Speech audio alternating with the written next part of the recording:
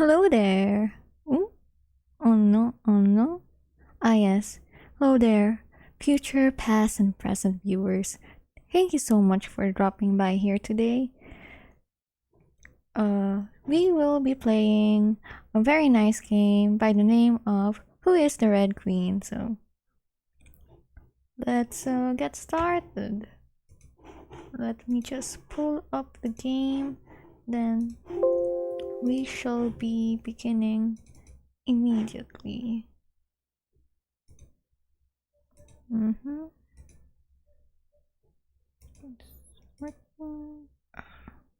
There we go. Would you like to turn on image descriptions? Yes. Audio captions? No.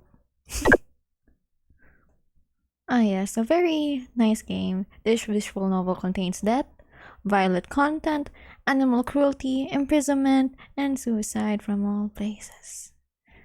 Just a fair warning for all the viewers today.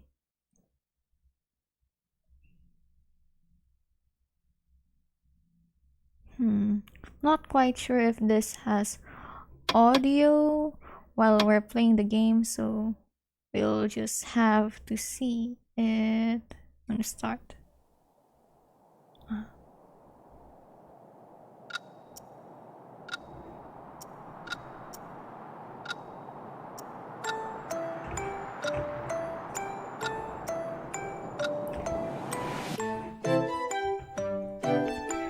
I descended through a starry sky. My long blonde hair and red cape flew wildly as I looked to the ground below me with my blue eyes. Falling, falling, falling. I was falling. Down this rabbit hole with no start nor end. I was falling. Where had I gone? Where could I go? As if I were forgetting something very important, I fell down and down through a sparkling, shining darkness. Too bright to be dark, too dark to be bright. Thank you so much for lurking, EJ. I must have been chasing after someone, after something. Like a girl whose curiosity was spiked by a rabbit with a watch, I was falling. Falling, falling, down, down, down, again, again, again.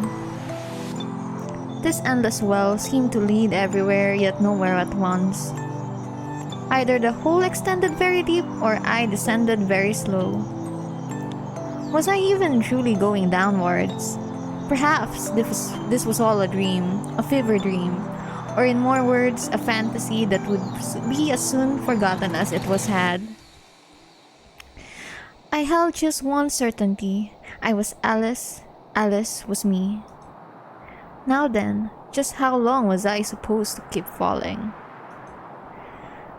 The air brushed past my fingers, my cloak ruffling upwards. A quiet humming breeze caressed my cheek. As if I could hear someone's voice, a pleasant voice, a woman's voice, I strained my ears for whispers in the wind. Alice, what a time for madness! Without a bit fear or vertigo, should you not have focused on topics more pressing? Like the darkness or the light, or how you wouldn't awaken from this dream. But even now, you were just falling, falling, falling. What does it matter?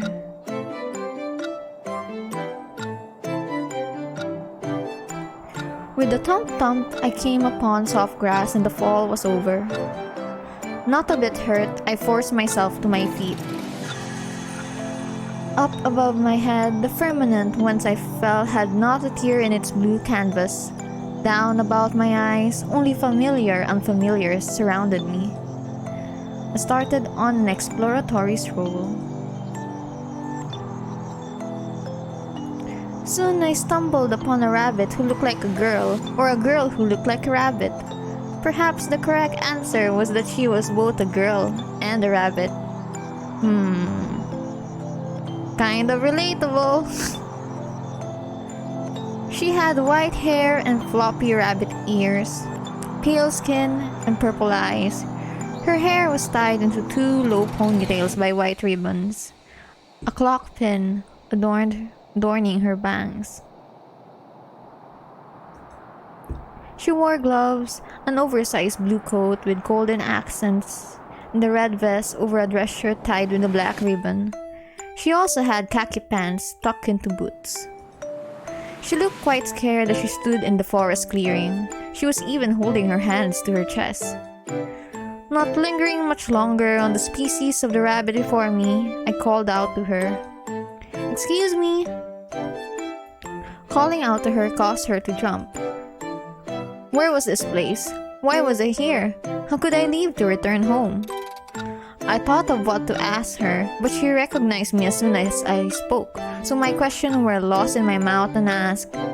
She looked to me with troubled eyes. "Alice? White Rabbit? Have you seen Her Majesty? Do you know where she's gone? Where she could go?" "Her Majesty, the Red Queen, she must be taking a vacation of sorts. I only wish that she could have let this little rabbit a note. I'm in a bit of a panic, you see. The land can't run without its queen." She then took on a distracted look. "Please let me know if you catch sight of her." I nodded. Who this Red Queen was, I had not a clue, but a tingling deja vu. Still, my acceptance of the request let the White Rabbit breathe out a sigh of relief. Just as I prepared to pose my own question, she straightened her back in surprise. "I'm afraid I have to go. I'm going to be late." The White Rabbit dashed off. Okay, that was very helpful of her. I wanted to ask some questions. "Never mind that. Follow her, Alice." Although I chased after her with only a moment's pause, when I turned the corner, she was nowhere to be seen. Ah yes, fast bunny. There was only a forest path before me. I found myself in a garden meticulously kept. There was a large white gazebo in the center with a table and chairs for 10.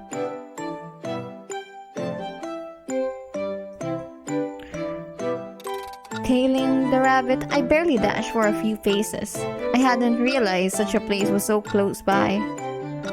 Rather, I hadn't realized I had run this far. A conjecture tickled my mind that this world I fell into was a magical place, one with paths that pointed to one way but twisted to another. What an explanation, much more far-fetched than me just not knowing where I was running. I took a moment to catch my breath. Glancing around, I began my walk about the garden. Flowers and greenery all around, but not a person in sight. This place was beautiful. I wanted to meet the person who made it.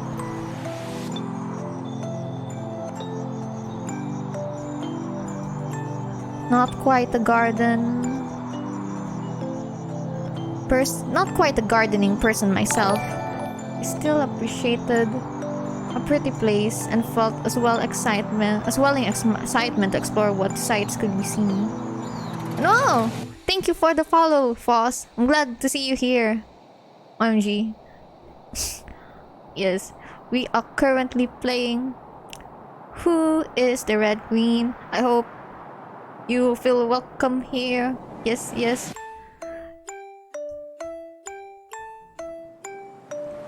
Not quite a gardening person myself, I still appreciated the pretty place and felt a swelling excitement to explore what sights could be seen. A reminder of reality then dampened my joyful curiosity. I wanted some answers, a way out and back home, as pleasant as dreams were. One had to be able to awake from them before they turned into nightmares. Yes, dreams. Have any of you had nightmares recently? Dreams, or a certain person not being able to sleep? Yes. Cough, cough. Whether this was a dream or reality had still yet to be seen. Step, step, I walked around. Hop, hop, I peered over the bushes. Soon enough, I discovered the heart of the garden where one might sit for tea. I spotted a white-haired girl in the garden. To amend my previous thoughts, wouldn't it be right to say that I rather also appreciated the pretty person? Yes, yes. It's time to appreciate very lovely women. Yes, this is that kind of game, I think. So I hope you guys can stick around as we try to figure out where the Red Queen is, who the Red Queen is, and also connect with the other people. Her hair was long and reached her shoulders, her skin pale and her eyes a light purple. She was also adorned with a regal blue and white dress that was so long it hid her feet. Her expression was quite distant and calm. I noticed bandages wrapped upon her right hand, which was gently clasped over her left in front of her. Frivolous thoughts flew from my mind as our eyes met. Her gaze seemed to beckon me over, so over I went to speak with her. She opened her mouth to speak. Are you enjoying the garden? The garden is beautiful. The gardener will be happy to hear that from you. However, if you have come here now, you should be searching for something. We should first introduce ourselves. She gave me a sad smile. I am the White Queen. Just like with the rabbit, for reasons unclear to me, I already knew who she was. Here, that should be as good as a name. Your Majesty, my name is Alice. She frowned.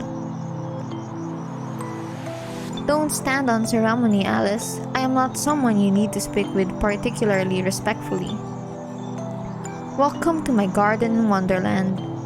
A sad smile returned to her face. Wonderland. I tasted the world on my tongue. I can't remember why or how I'm here. Not this garden, but Wonderland. Ah yes, Wonderland. It really does sound nice to think about. Between Wonderland and Neverland from Peter Pan, I couldn't quite grasp which one I like better. If you guys have any preferences for your fairy tales, which one did you like more? Or what other fairy tales do you guys prefer? Yes? Yeah, I'm going by the Wonderland right now, but maybe next time we could also look into other games that feature other fairy tales. But yes, moving on, continuing with this. I can't remember why or how I'm here. Not this garden, but Wonderland. Alice with amnesia. Once again, she frowned. I was falling, and I couldn't remember why I was falling. I was simply falling, until I fell no more. I'm sure I've forgotten something very important. Yeah, Alice, that's kind of an obvious thing. That pained smile returned. Oh no, have we known each other in another life? In another life, I would be your girl. Promises, the us against the world. Okay. Alice has some amnesia. The White Queen is frowning. That pained smile returned. You needn't force yourself to remember. Some things are better left forgotten. Perhaps it was fated for you to come here. Perhaps something is missing that you must find. It's the Red Queen, isn't it? This world must appear like a place of dreams. You should find the Red Queen. The missing queen whom the White Rabbit mentioned was the Red Queen. Then came a troubled look. I waited for the White Queen to continue. She hesitated to speak of the Red Queen as if the elusive royal would appear like a ghost behind her as she spoke. I tried to imagine what sort of person the Red Queen was. She will let you return to your own reality. When you meet her, you should be able to find all the answers you are seeking for. As for where she is, that is for you to discover. Do you dislike her? At first, she pursed her lips as if troubled again. Then came that somber smile. That's a difficult question, Alice. So she's like that. I'll let you judge the Red Queen. You might learn something new about yourself. Shall I head off to find her now? Her face lit up a bit. Why not stay for some tea? Why not stay for some tea?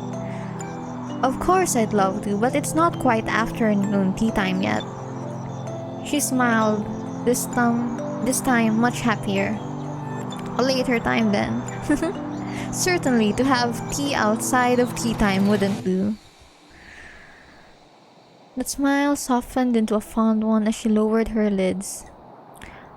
I won't keep you for too much longer, Alice. I'm sure you will be able to find that person soon enough. Until later. I waved goodbye to the White Queen and departed from her garden. Glancing back, I saw her gaze linger upon me.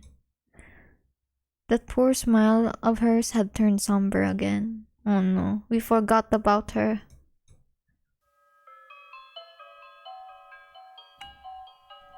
I stepped onto a twisting path in the forest. I didn't know which way to go to find the elusive Red Queen, turning left and right. To find the queen, I thought to seek a castle, which is pretty logical. But if the White Rabbit isn't able to find her and thought she was in vacation, she probably wouldn't be in a castle. But let us go. However, the rabbit said that the queen was missing. So unless the rabbit had also forgotten something very important, the queen shouldn't have been at the castle. Yes. I'm glad you think so.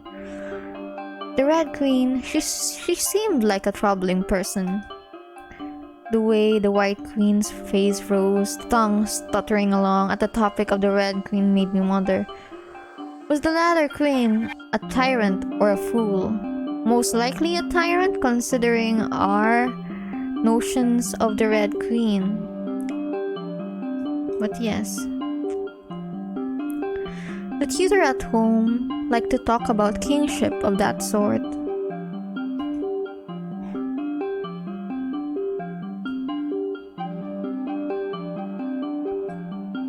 To me, either or neither were fine. After all, who were the peasantry to affect the mood of a high queen? That's an interesting perspective, Alice. I hummed and walked along with a skip in my step. Just as I reached a rhythm in my stride, I kicked a little something, an animal that threw me off my beat. I slowed to applaud, my mood a note dampened. Soon I heard the chatter of a girl a few trees away. Seeing not much civilization here in the forest, I followed the voice of the girl. Although she was chatting, I heard her voice alone. Yes, it's her. I passed by a few bushes and soon enough found a tea party in the middle of nowhere. A table set before a tree sat the girl. The white cloth table was littered with all sorts of tea time things, from a tower with cookies and cupcakes, a rubber duck and a cake with knives in it, pitchers with a dozen of tea tags, and a stack of dishes. In the center, there even lay the green vase with dead pluck-apart red roses beside it. Some petals sat in the water. The girl had long pink hair with uneven side bangs, pale skin, first eye red and second yellow. A smile was on her features that contrasted with her eye bags. Oh yes, the eye bags. Not very noticeable, I think. Her outfit was just as chaotic as the table. Under her black trench coat was a loose dress shirt tied with a large purple ribbon. She also wore checkerboard purple pants and white lace-up shoes. On her gloved hands sat two hand puppets, white hair with a yellow straw hat and a red bow tie, and a gray dormouse with a little pink flower perched by her ear. But most glaring of all was her large black top hat, wrapped haphazardly in purple ribbons, with a piece of paper taped to it. "Hello there, Alice. What did you come here for?" "Ah, yes." She recognizes. Let's try to do some saving. For no reason at all. Yes, she recognizes us even before we introduce ourselves. That's something. Her chatter ceased. Her mismatched eyes pierced through me in its place. I noticed a little fang in her mouth as she opened it. Quite interesting. I would have expected Cheshire to have a little fang, but ooh, even the Hatter has a fang. There's no room here at the table, so don't take a seat. No room. The girl gave a wide grin, as she was wont to do frequently. In fact, it was rare the smile was wiped off her face. She moved the puppets on her hand, a sleepy mouse and a mad hare. Looking right to left, I could barely see the ends of the table set for tea. One person in such a large space, conversely, she almost seemed lonely. "There's plenty of room, Hatter." Her smile shrunk a bit. To make my point, I took a seat in the large armchair across from the Hatter. The chair stunk of flowers, as if to clear away the shadow of an unpleasant previous heater. I'm not sure if that's a good choice. Alice, no, why are you sitting in the chair when the Hatter just said that there's no room in the table? I don't think that's a really good idea.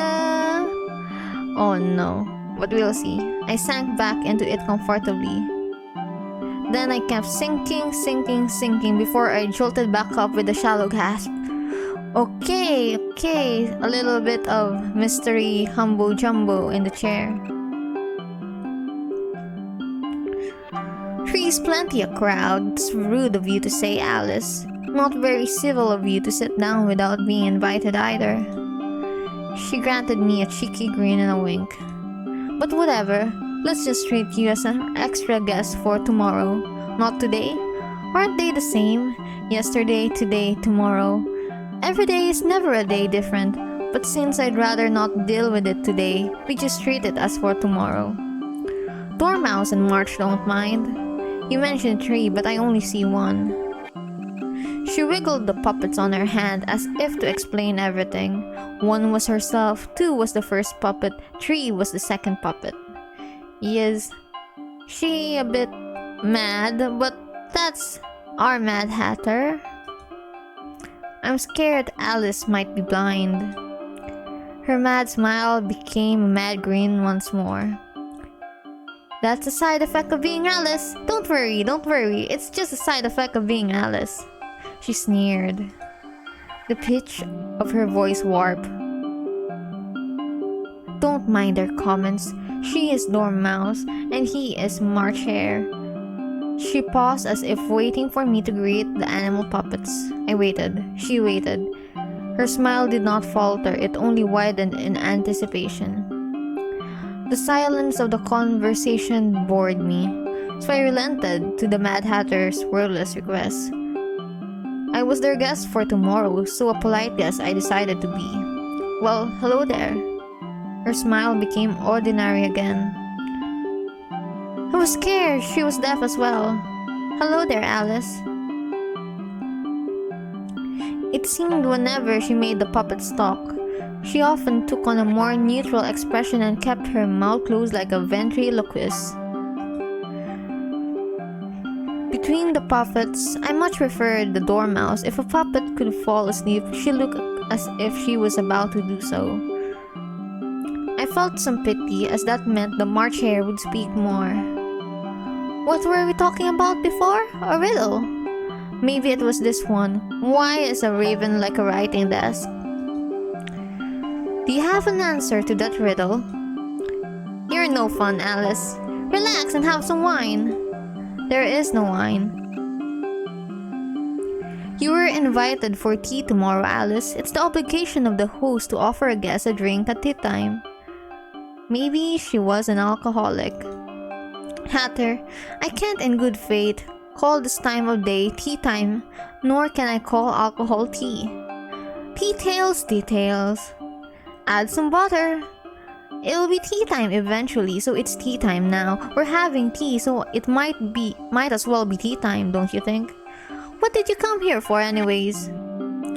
Although I couldn't quite say that I had come to this tea party with a goal in mind, I figured I might as well tell her.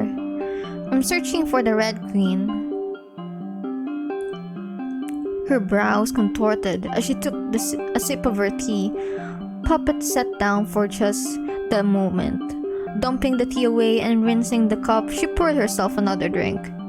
Her mismatched eyes narrowed. Yeah, she doesn't look very happy. Oh, her. The Hatter placed her lips to the rim of her teacup and stared at me. A minute passed, all 60 seconds consisting of staring, before she ducked down under the table as if to find an item and popped back up again.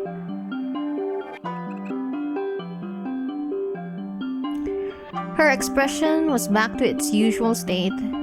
Stay and chat for a moment. I'll help you with a little something regarding Her Majesty. The Hatter poured me a cup of tea and slid over a plate of sandwiches. The Hatter's smile became wide. The plate hurtled towards me, forcing me to hurriedly grab it lest sandwiches spilled all over my lap. Luckily, the cup of tea arrived much more calmly. I took a taste, finding Earl Grey. Is it tomorrow already? At the very least, it wasn't time for afternoon tea. If I had known I would have tea now, I would have stayed a little longer to have some with the White Queen as well. Yeah, I'm feeling a bit more at ease with the White Queen than with the Mad Hatter, for very obvious reasons. She seems a bit unhinged, but I guess we'll just have to see. It was not that people couldn't have tea outside of afternoon tea, but it was a principle of things. If people drank tea any time of the day, they would drink it all day, which is fair. People can do whatever they want, Alice. I'm not quite sure what's your principles and stuff. Anytime is tea time. Anytime is water time. Remember to hydrate, guys. Yes. I sipped some more, enjoying the citrusy flavor of this black tea. Today is tomorrow for yesterday, don't you think? Unless she doesn't think that would have been rude of you to ask. She's just normal. Orthogonal? I'm certainly sitting up quite straight. But regarding the Red Queen, do you have some news about her? Oh, hi there, Mooks. Yes. What happened? Oh, fixing the mic, I guess? The mixer? I have someone to thank for helping me with the mixer. Yes. My gratitude towards them. But yes, let me carry along with the reading. I'd say I have some business with her instead. Something to do with meat and flesh and all the other red things that a Red Queen might have to do with. Aren't you a hatter? She grinned widely. Yes, not a butcher. Unless your meat is made out of hat. While talking about all things unappetizing, I took a bite of sandwich filled with an ambiguous color. Oh dear. A milky sweetness melted in my mouth. I tasted some sort of fruit inside. Maybe it was mango or kiwi or strawberry. Those do sound like very refreshing fruits to eat right now. Satisfied with the pleasant sweetness, I took another sip of tea. This tea and these sandwiches are delicious. Thank you, Alice. You made them? Compliments to you then. The Hatter grinned with a wink. Wow, such flattery. Since you put me in a good mood, I guess we can go ahead with Her Majesty's matter. She smiled as if laughing. In fact, she's been sitting here with us the whole time. The music stopped. The music stopped, guys. Not a good sign. I sat up even straighter in confusion. Glancing around, I saw no queens in sight. Not a human nor animal besides the two of us here. The Hatter rolled the chair over and pulled the cloth off from over the chair's holdings. Ta-da! Nausea ran up my spine. On the chair sat a chunk of meat dressed up in tattered human clothes.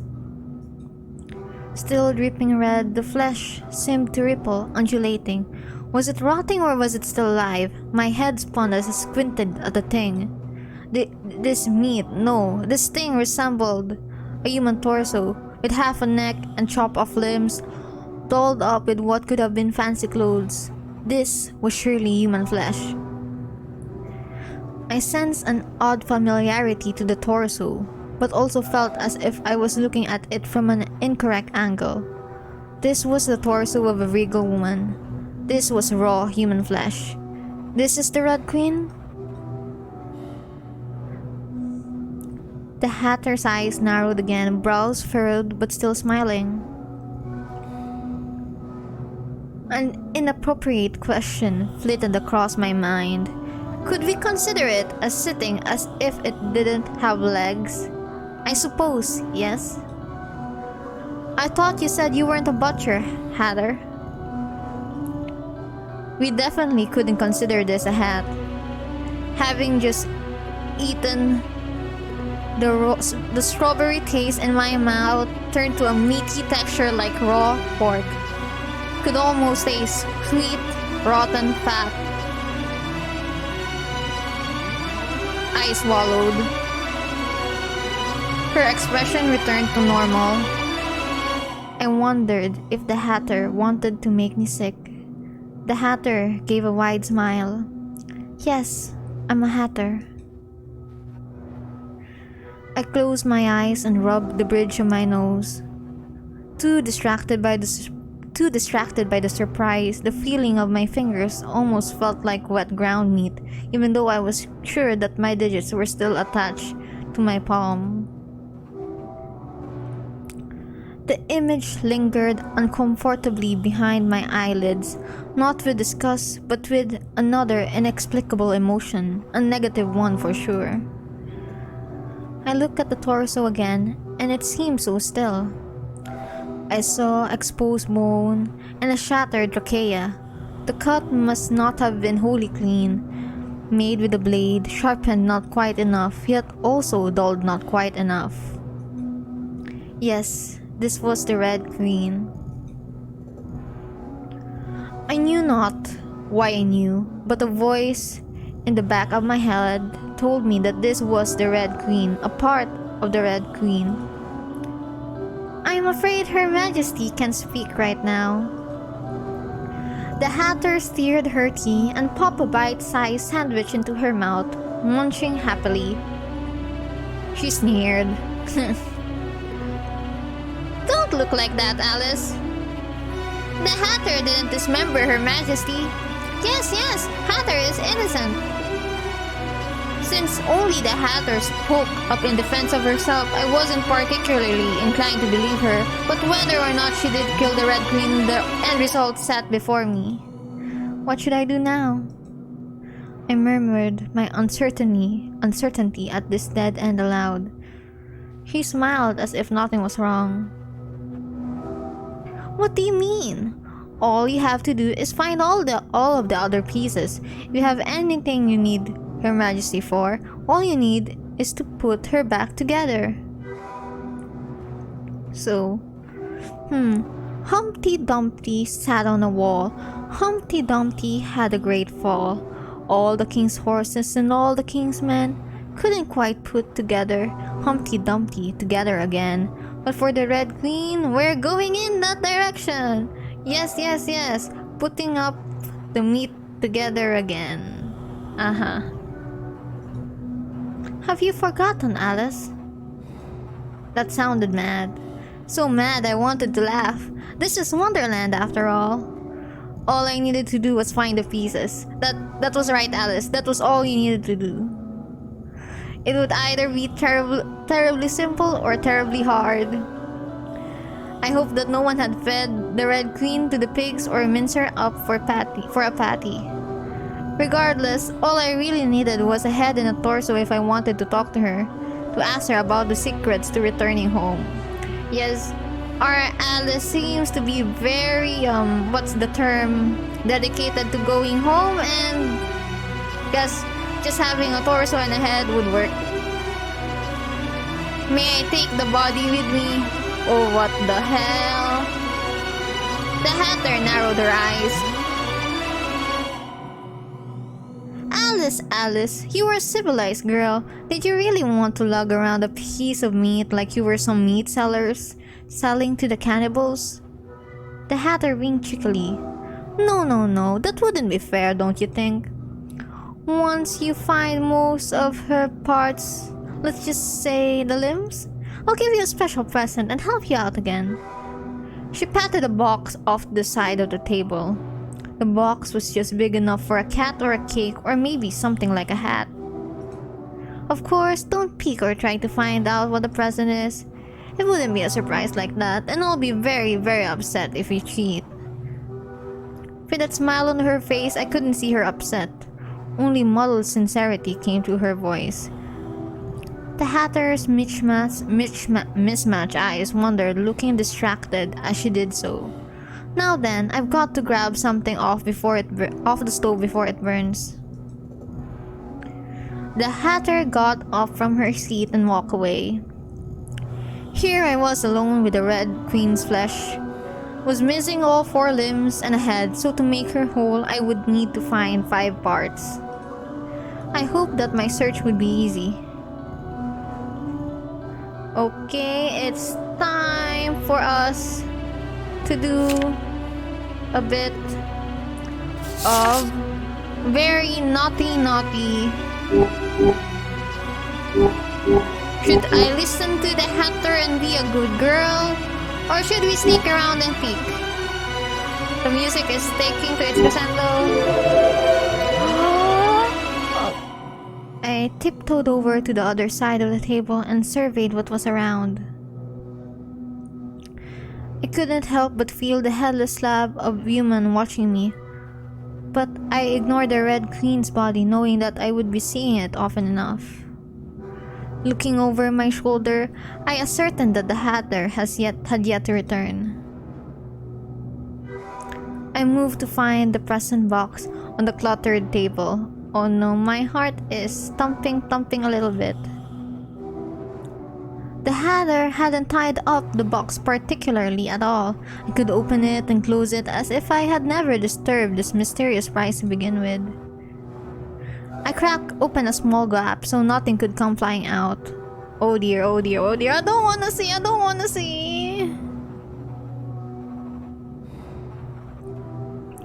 Nothing escaped from the box. Instead, I heard a strange strangled noise from whatever lied inside. A gurgling, drowning noise that caused chills to settle on the back of my neck. In one go, I took the lid off the box. Inside was a head, a bloodied head. The head seemed so familiar, but I couldn't quite make out the face, as if the box had been jostled. The hair had become so matted with the blood. The exact hue of its light hair color was difficult to make heads or tails of. I squinted. Oh dear. No. Spinning, the world is spinning. A sharp pain burst through my temple, and I rested a palm on my head to stop a growing, pulsing headache in my skull. I reached out a shaking hand to adjust the head in the box. Step. Footsteps interrupted me. Oh no, we're dead. I thought I only just said not to peek, Alice.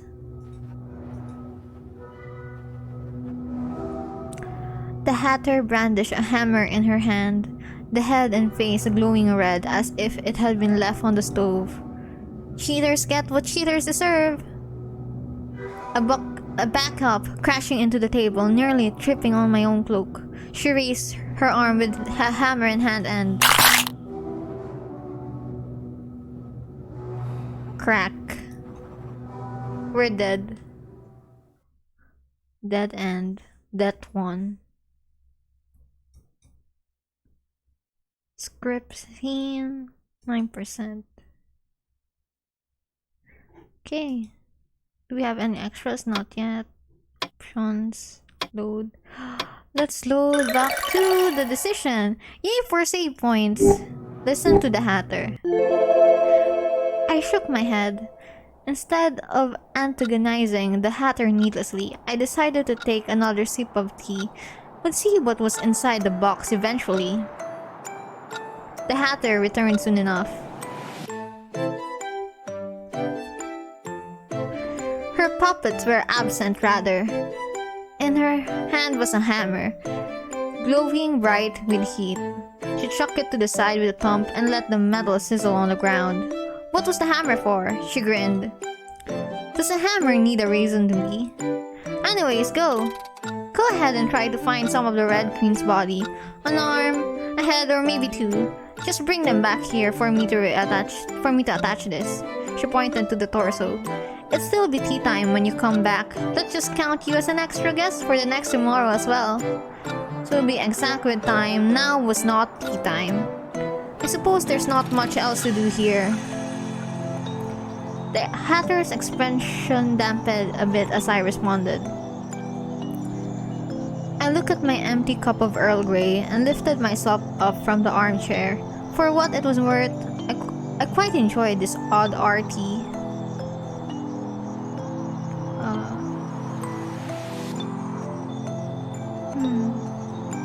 Shaking my legs just to make sure they hadn't fallen asleep, I started to leave. Until later. Auf Wiedersehen? She leaned back into her chair and made a lazy wave my way. Somehow, she looked lonely. Oh no, I don't want to get attracted to sadness of Mad Hatter, considering that she just kind of hammered us in the last route.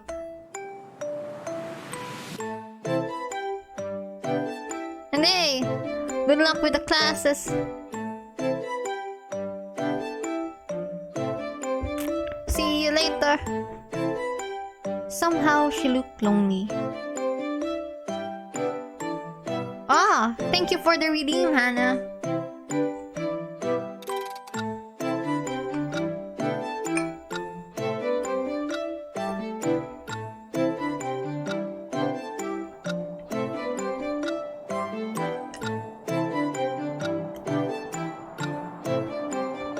Right. I mean, good luck with going home. Oh no, people are gonna drown me.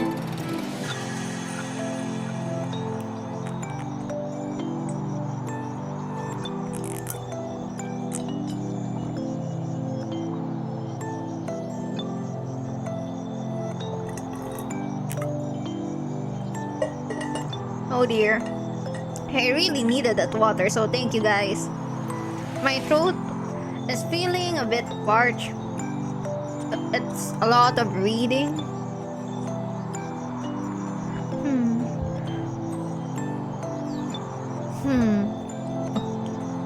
Again? Okay.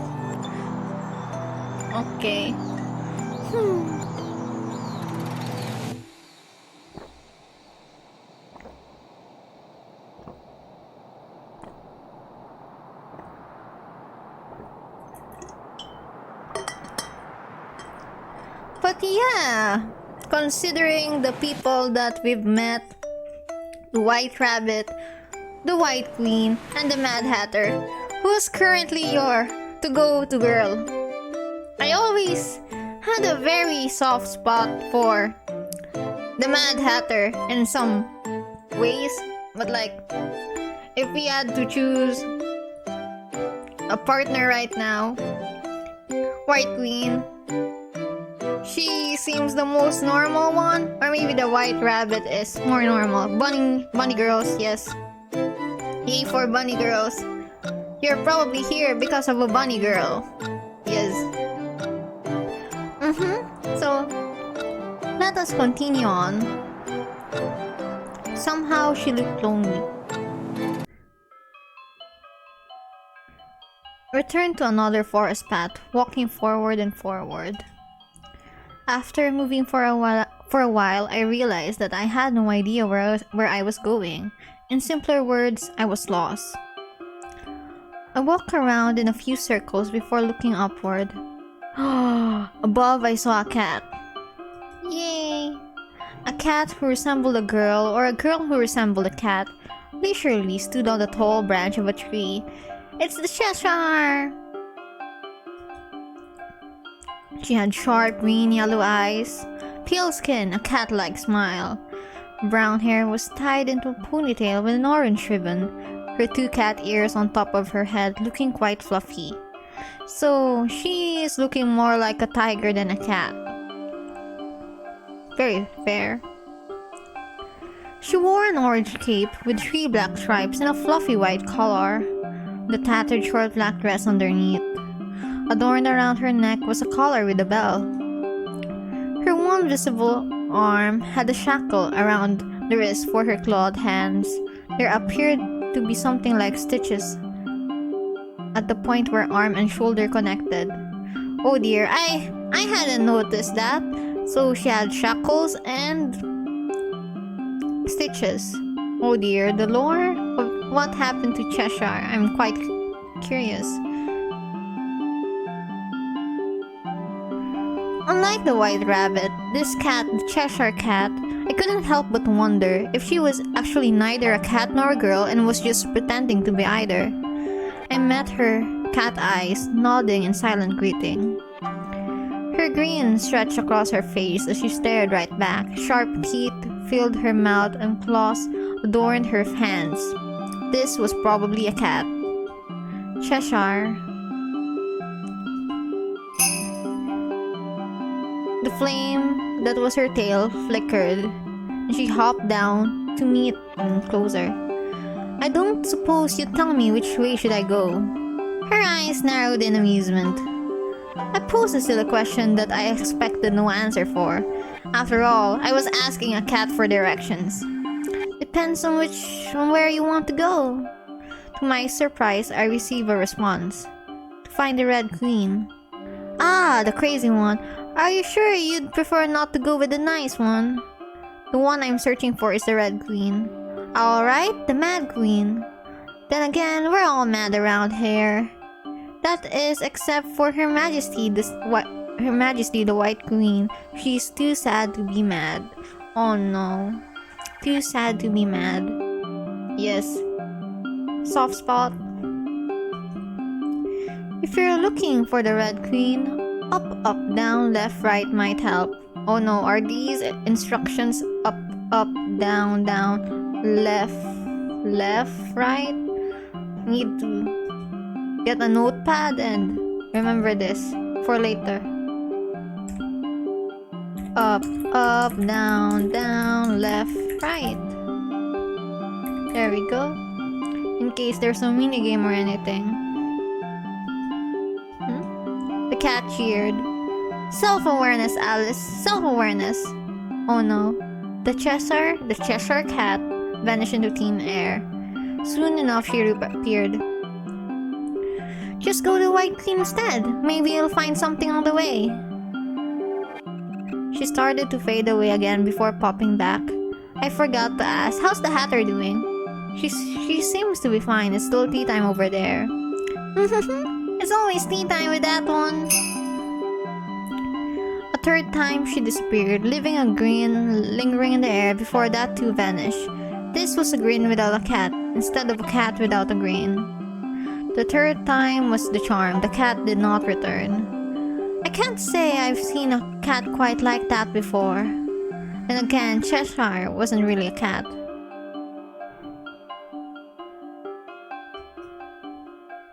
Okay. Another... Oh! Let's see. I hope we do not end up dead while choosing this path. Go up, up, down, down, left, right. I tried to remember just what the Cheshire cat had said, speaking the pattern of directions aloud to a beat. Up, up, down, down, left, right. I felt as if I had missed a few items, but that was all the cat had given. I backtracked to the position where I met the cat and followed the recommended directions. Soon enough, I found myself at a crossroad. I saw limbs nor head in sight. Left was labeled right, right was labeled left. With wrongly written signboards, I chose at random on where to go next. Every few meters, I found a new signboard with its own quaintly marked arrow.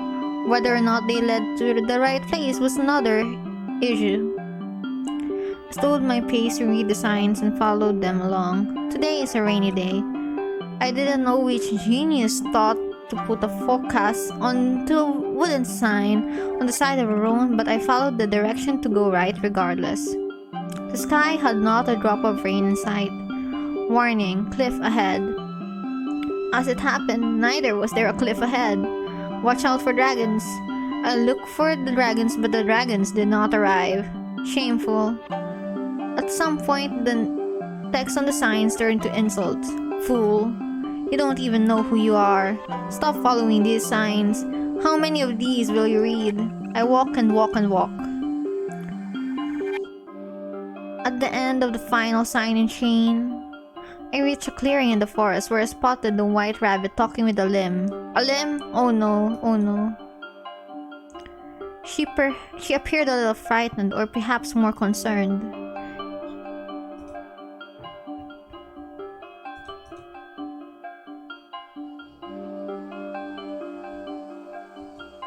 Your Majesty's left arm, please. Oh yes, we found one. I blinked, then I blinked again. Rubbing my eyes, I saw the same image.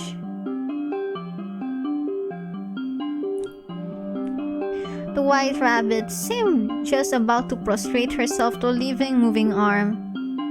The arm, despite being an arm, had taken the higher position. The ground here is dirty. You needn't crawl here. Shall I take you back to the palace, or would you prefer to go to the garden or the courtroom? In fact, do you happen to know where Her Majesty is? The arm smacked the white rabbit. She frowned, brows furrowed. Although I silently observed, the arm noticed me and began to crawl over, one handful of grass at a time. It moved like a snake, like a worm, like a piece of flesh and bone that shouldn't have been able to move. Its writhing struggle sent a shiver up my spine. The white rabbit looked scared. I don't know if I should pick it up or kick it away. I did neither and it reached my feet. The arm proceeded to climb up my leg, up my cloak, clinging like some sort of dirty parasite, making its slow way up until I pushed past my building disgust to hold it in my hand instead. The flesh felt cold in my hand. I sensed no heartbeat at the wrist. Alice, Her Majesty's arm seems to have taken a liking to you. If you find Her Majesty, please return the limb to her and tell her that her rabbit did her best. I pray she hasn't met any trouble.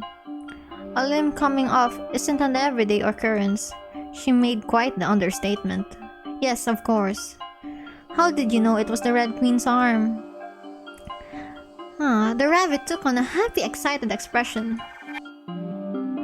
I would recognize Her Majesty's limbs anywhere. Yes. Do you admire her very much? Yes, of course. I respect Her Majesty very much.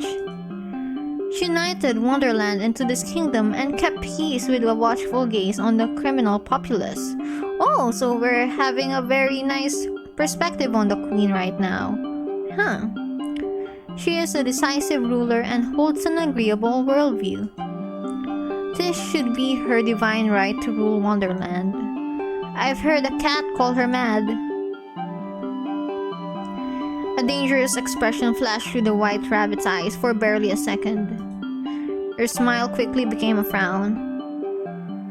The Cheshire Cat is a known problem element here. Her expression became increasingly stressed. If Her Majesty is mad, then such madness is in essence brilliance. Although I may not always be fated to be a favored courtier, to be an aide to her is my greatest honor. I cannot be a White Rabbit without Her Majesty. Her smile returned. Yes, that should be how I view Her Majesty. I gave the rabbit's impromptu speech a short round of applause, balancing the Dutch arm in the crook of my elbow.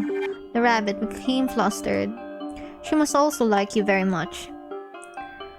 All rulers had their dissidents and supporters. A certain man once said that a ruler was better feared than loved if she could not be both. Despite all that the White Rabbit said, I knew little more about the Red Queen. The Red Queen is the ruler of all this land. What's your job, White Rabbit? Yes, she is the highest ruler of Wonderland. I deal with a little bit of everything. Administrative matters, legal matters, and the personal matters of important people. Since we've met a few times, I could say that I'm important, couldn't I? That's right, Alice. To my tepid jest, I received a response that made me pause. The White Rabbit took out the watch and jumped in surprise upon looking at the time, quickly returning the watch to her pocket. Is it this time already? I'm afraid I must be off again if that will be all. Thank you, Alice. Hurriedly bowing a few times, she dashed off back to work. Having obtained one limb, I searched around for another. Before I knew it, the day passed. I looked toward the sky where the sun had begun to set. Letting out a yawn, I realized I needed a place to sleep for the night. Thank you for the redeem, Ashley. It's so nice to see you here. Thank you.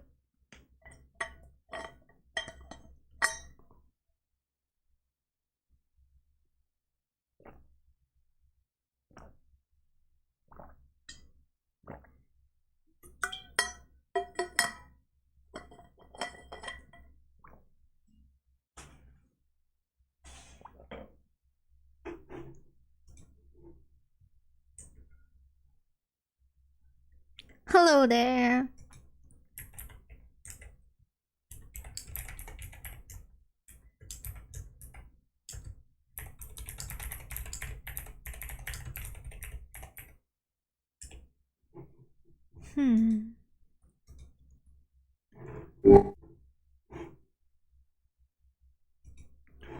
Okay.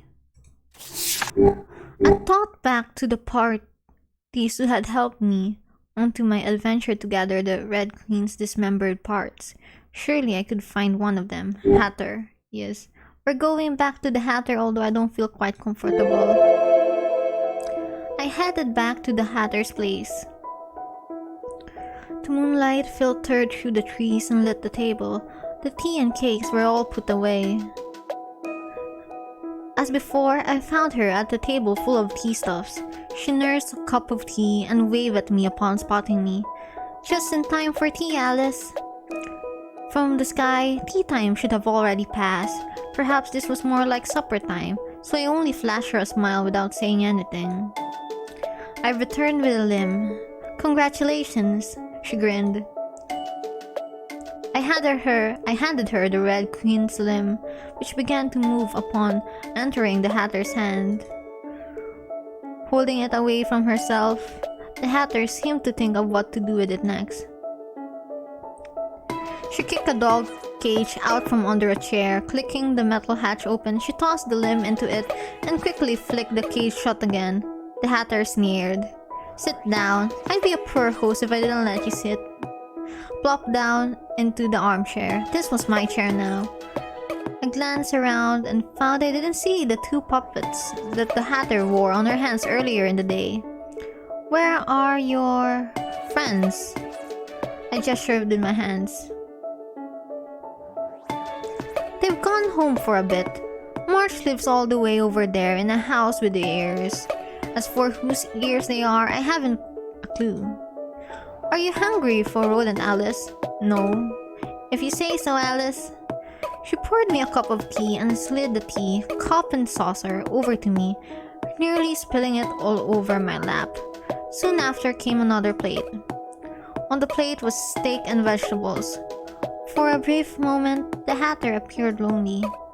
I should hope that this isn't rodent, is it? She winked with a grin. It's something else.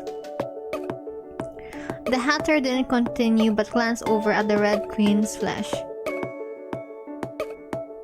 My eyes followed the path of her gaze, not spotting any steak-sized slabs of meat sliced off from the torso of the queen I sought. I let out a sigh. Her eyes were narrowed. Taking a knife and fork, I cut the steak and moved a piece into my mouth. It tasted like beef. Compliments to the chef. She smiled. Why, thank you. We ate together. For a Hatter, her table manners with the forks and knives were impeccable. But each time I thought to compliment them, she went and said something odd again. The Hatter was a mystery to unravel. I don't have a place to stay for the night, so I wanted to ask if you would put up with me for the night. I put up with you all the time. What difference does night make? Where I come from, people sleep at night. Sleep? You sleep underneath the table or spread a blanket on the ground or just sleep on that armchair you're sitting right now. Is sleep just when you pretend to be dead like everyone else? Is this why you don't sleep? The Hatter had terrible bags under her eyes. So I doubted she slept too much. She could only have been sleeping too little. She frowned, upset. Look at the time. Is it really time to sleep? Napping at tea time will destroy your inner clock, don't you know? Morning, afternoon, evening. Since it's all tea time, it's better not to sleep. I thought you didn't care about time. The Hatter sneered. Time doesn't care about me. Are you perhaps afraid of sleeping? She gave me a somber smile. What do you think, Alice? She poured herself a drink from a bottle into her teacup. I turned to look at the bottle, which was in no way for tea. I couldn't read the jumbled words scrawled across its label, so I couldn't help but ask, is that actually alcohol? Tea. Isn't it alcohol? Tea. She drank her tea and I did mine. The conversation turned to silence. Shouldn't have pushed and upset my dear host. I wanted to pet her head and apologize, for she could drink or sleep as she wanted. As I reached out, the Hatter recoiled. There was a frown on her face. She pushed her chair back from the table, taking the chance to move away. Then she dipped underneath the tablecloth, rummaging through her stuff with a rustling noise. When she popped back out, she held a blanket, which she tossed my way. Her expression turned even more distraught, her frown wobbly. Didn't you want to pretend to be dead right now? Go, play dead. Catching it in my arms, I smelled a sweet scent from the soft blanket. The sky was dark. I started to feel sleepy. Hugging the blanket a little tighter, I had experienced a long day after all, so perhaps it was time to go to bed. Good night, Hatter. I wonder if she was mad, if she would respond, but she did. Good night, Alice. Oh, the stars look very pretty. I leaned back comfortably in the armchair and began to sink. Sinking. Contrary to my earliest expectations, I didn't keep sinking forever. The moment I looked up at the sky, I found I couldn't fall asleep anymore. I didn't recognize the stars, the constellations that adorn the dark heavens, tracing their infinite sparkles. I wonder who they stood for. I wanted to understand what was hidden past those mismatched eyes of the Hatter. While counting the stars, I eventually fell asleep. I dreamed of falling. The next day and the day after, I continued my search for the Red Queen's parts. Once again, I was walking down the forest path. Remembering that the Cheshire Cat mentioned the White Queen, I decided to give the Queen a second visit. I thought that I could easily replicate the route to her garden, having only recently been there. However, the more I walked, the more apparent it became that I was lost. I passed that tree to the right a handful of times already.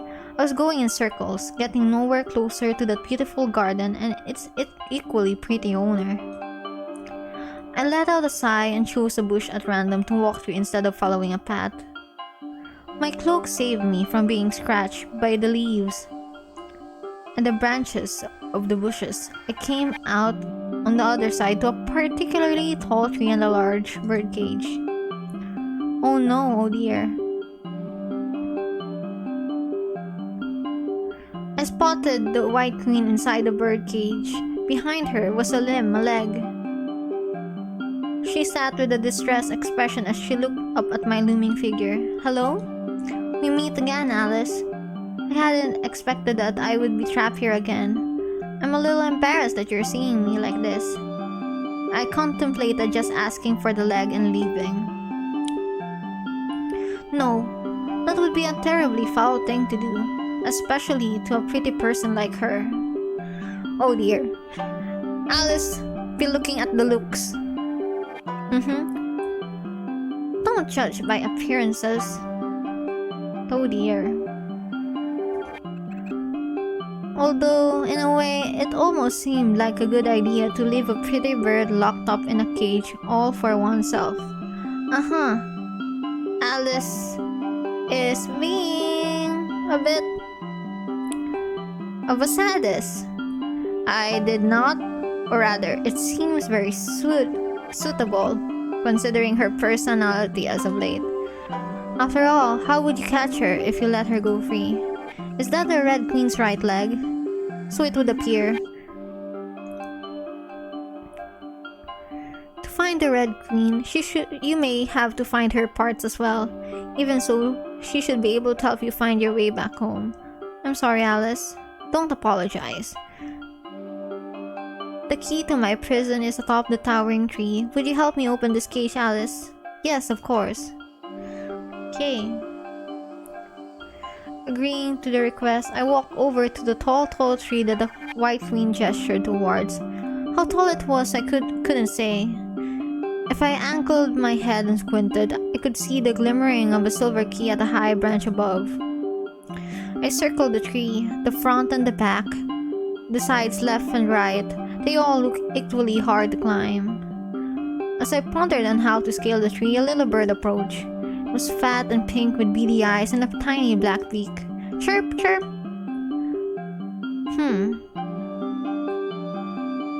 With all of the talking animals and not quite animals in Wonderland, I had an inkling that this one might speak as well. Perhaps it spoke French like a French bird. Bonjour? Bonjour! Unfortunately, I knew little French.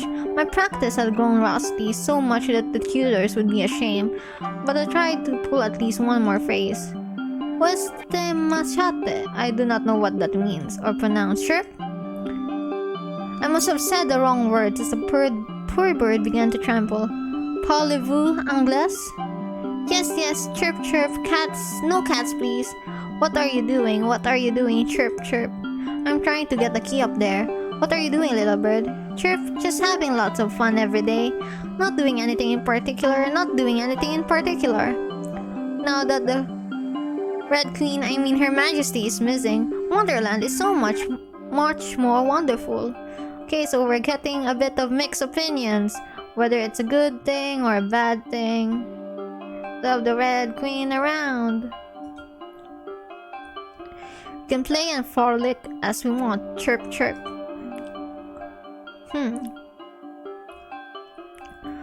Auntie Bird got in trouble for breaking Her Majesty's laws, and now there's no more Auntie Bird. Chirp, chirp. I was so sad, so sad.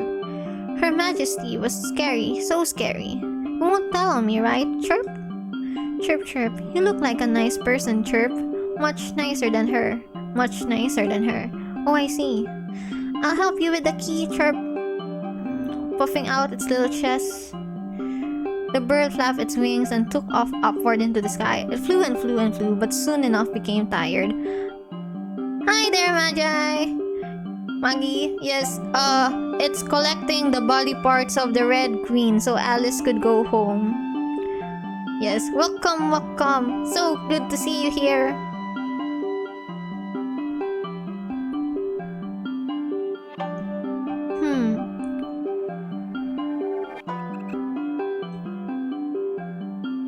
Not reaching the key on the tree, the bird faltered and fluttered back down. It tipped its head in disappointment. Sorry, I couldn't do it, Chirp. Okay. Let's just save here.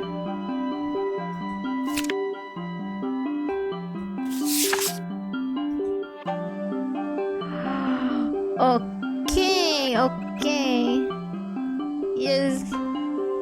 Ashley and Marjorie both around. Should I kill the bird? That's not gonna do us anything, but let us just see.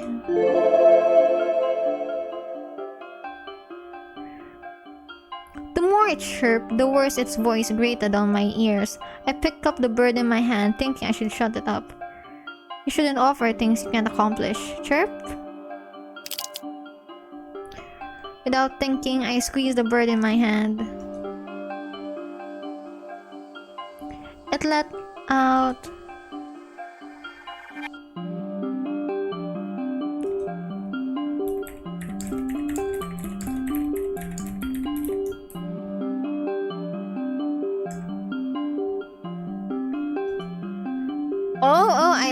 I like what you said, Ashley. Oh no, I killed the bird with just my hand, not a stone.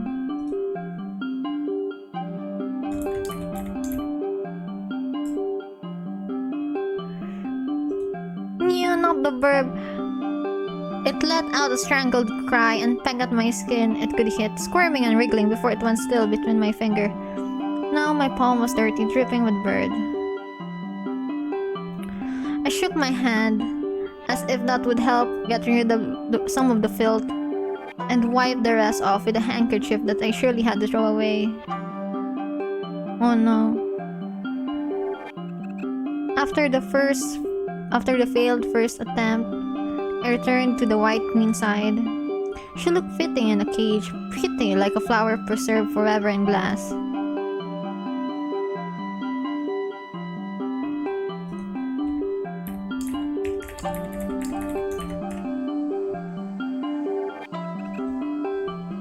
Again, I thought that she was beautiful.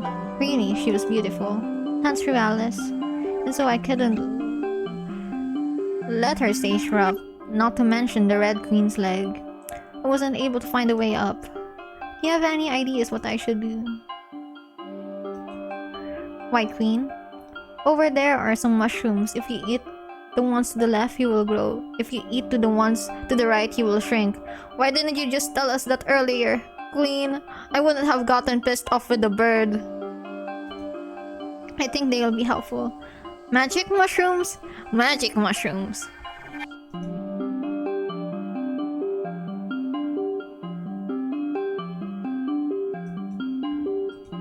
I was hesitant to eat the mushroom picked from an unknown wilderness, but I felt that I could trust the White Queen.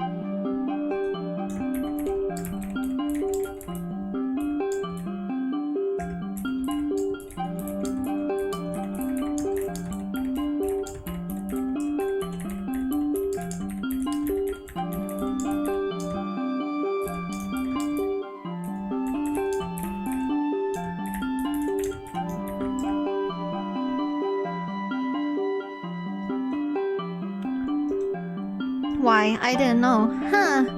Well, this is Wonderland, isn't it?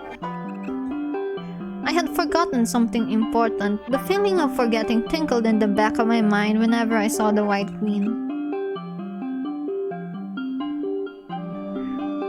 Finding the mushroom she pointed out, I faced a choice.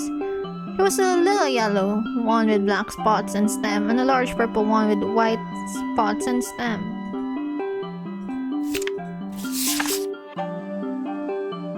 We must grow.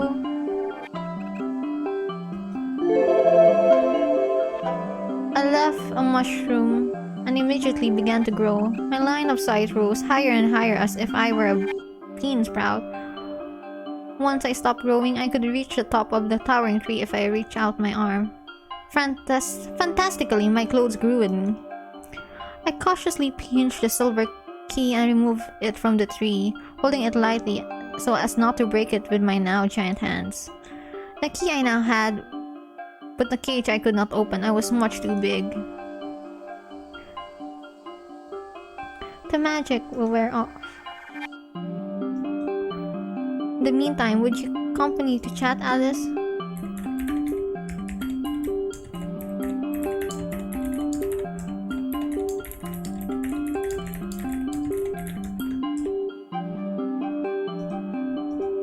That may be for the best.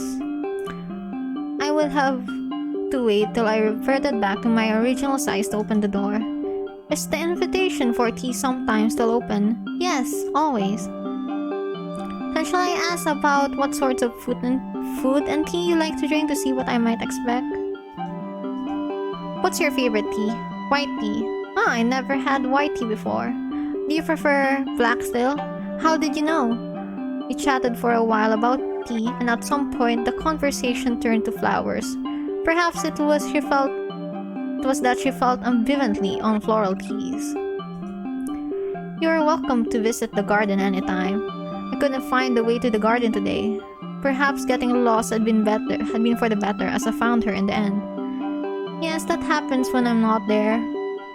But Wonderland should lead you my way if you think of me. At least for you, Alice. Nah, that's so romantic. I have nowhere to be but the garden. She paused, looking at something in the distance that I could not see. Would you believe me if I told you I can see the future? I looked her in the eyes and certain the calm surety. I didn't feel that she would lie, yet I couldn't quite believe her words either.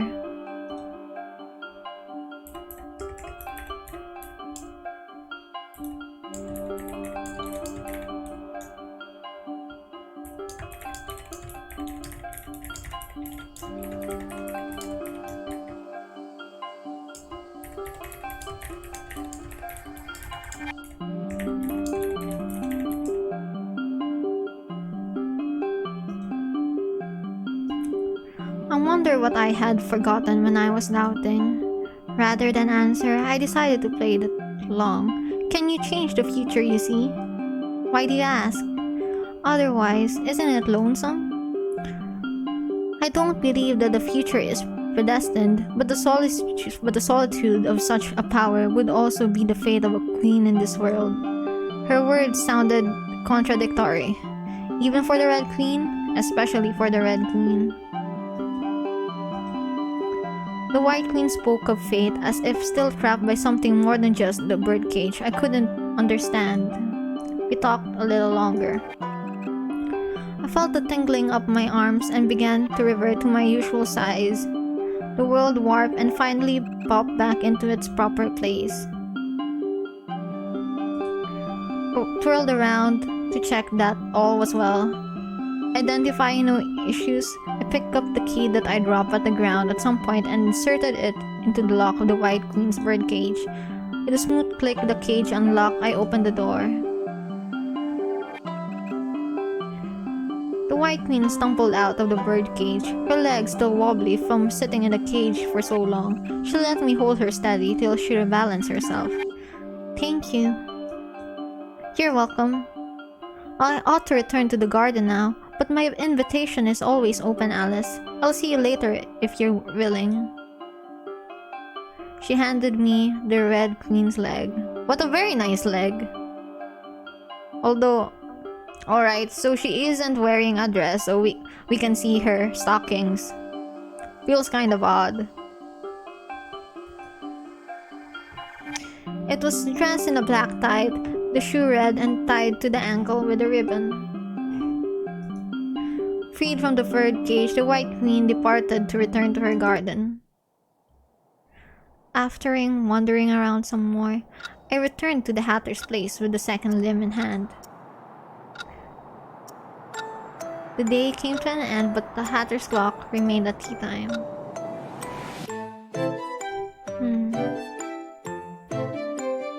Oh dear, oh dear.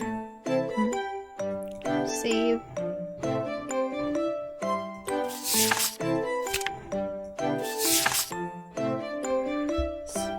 So,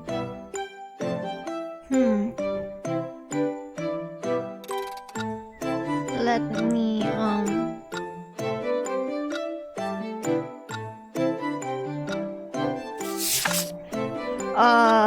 the reason for that is Wonderland.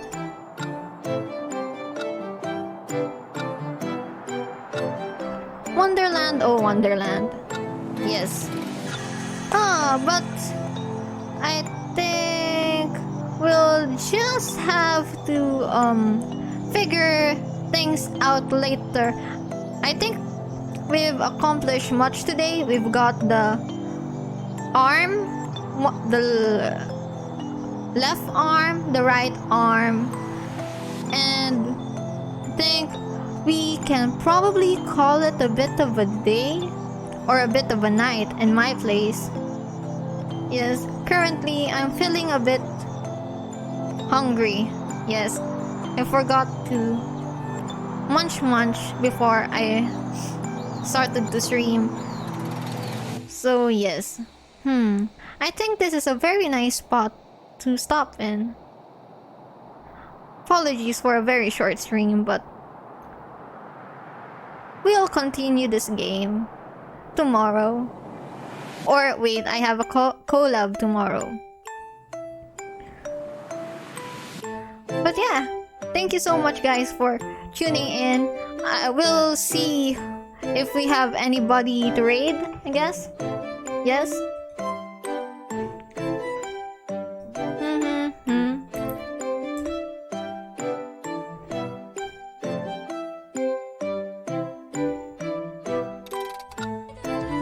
Oops. Thank you as well, Beans. I'm gonna go search for someone to raid. Oh, no worries, no worries.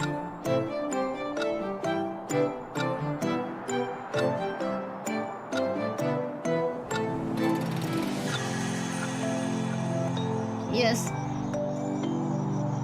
Let's go raid Punk. Punk is playing Terraria right now.